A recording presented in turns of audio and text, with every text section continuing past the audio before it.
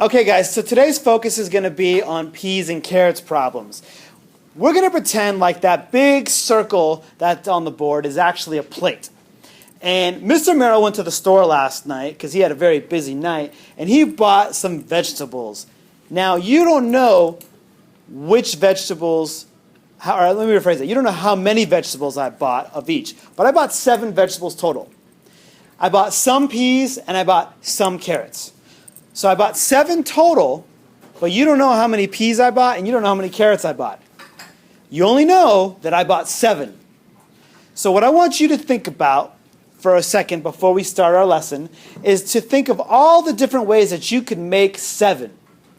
Because that's going to help you in figuring out how many peas I bought and how many carrots I bought. So I'm going to give you a second to think about all the equations that you can that come up to make 7.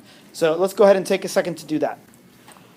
Okay, so what we did right here is we as a class decided that these were all of the different possible ways that you can make the number 7. So inside of that plate, I have all of the ways and all the equations to make the number 7. But the thing about it is that some of those equations are correct and some of those equations are incorrect. I'm going to go ahead and make a new plate on this page.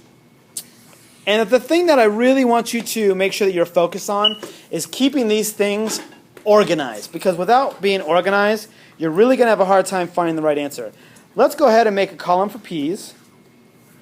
And then we'll make another column for carrots. So on one side we'll have a number for peas, and then another side we'll have another number for carrots. Let's go back to this one.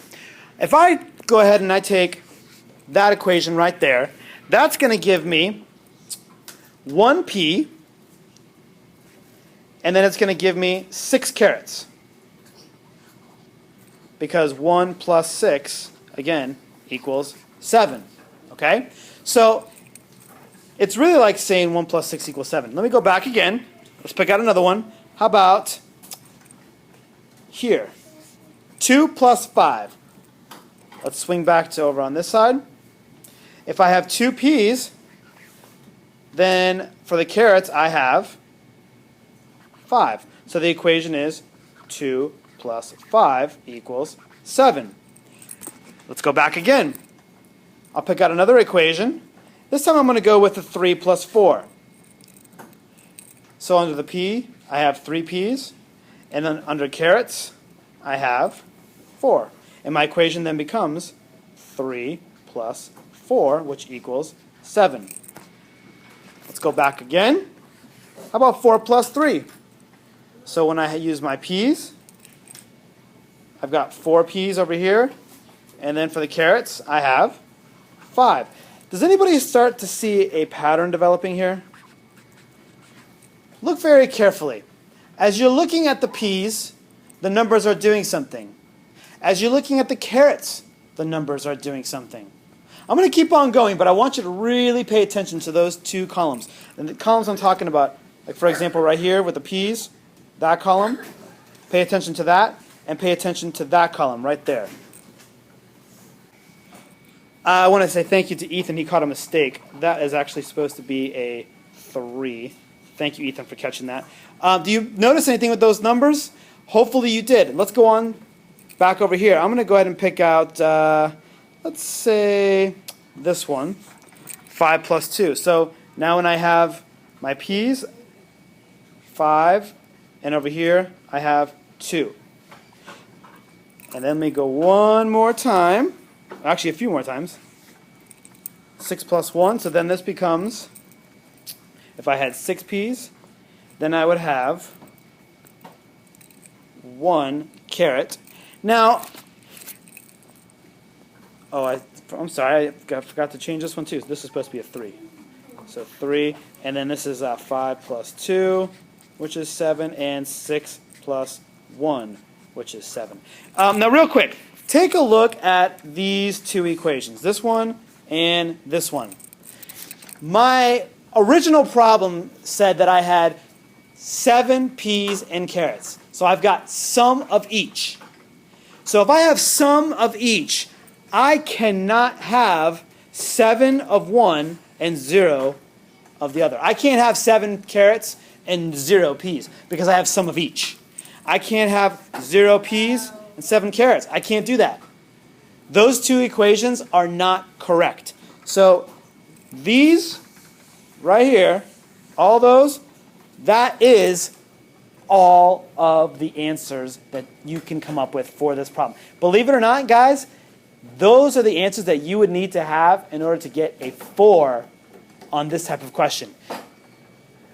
Think of it like this. If I took a spoon and I dipped it into a pot of peas and carrots, the first time I did it, I got 1 pea and 6 carrots. So then my equation was 1 plus 6 equals 7. The next time I did it, I got 2 peas and 7 carrots. I'm sorry, 2 peas and 5 carrots. So 2 plus 5 equals 7. The third time I did it, there was 3 peas and 4 carrots. So then the equation becomes 3 plus 4, which equals 7. The next time was 4 peas and 3 carrots, and that became 4 plus 3 equals 7. Now, do you guys see a pattern going there with those numbers? Take a look at the peas specifically. What are those numbers doing right there? They all appear to be doing what? Counting. 1, 2, 3, 4, 5, 6. And that one goes 6, 5, 4, 3, 2. So the peas, they're counting which way? The peas are counting down. Well, the peas are going 1, 2, 3, 4, 5, 6. So they're going what? Up. Up. And the carrots are going 6, 5, 4, 3, 2, 1. So they're counting Down. yes. So if you see a pattern, you know you're on the right track to doing this the right way. If for some reason you're doing a problem like this, where Mr. Merrill says, okay, I've got 7 peas and carrots. How many of each could I have? Let's say, for example, you forgot and you didn't have this equation. Let me use a different pen there. You did not have this equation. When you go to do this, and this is why it's important to be organized, guys, if you go to do this and your equations look like 1 plus 6 equals 7, 3 plus 4 equals 7, you're going to notice that you skipped a number between 1 and 3.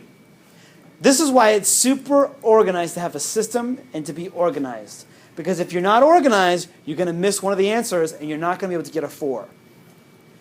If you don't have all of this, you can't get a 4. It's super important for you guys to make sure that you take your time with these problems. They're very, very difficult. This is going to be on Edmodo. So if you need to go back and have a little bit of extra practice watching me work through this, you can. And this is just the first step of our peas and carrots problems. We're going to get into a lot more depth as we go along. So just be patient with it. If you don't get it at first, it's okay. We will work on it some more, okay? Thank you, guys.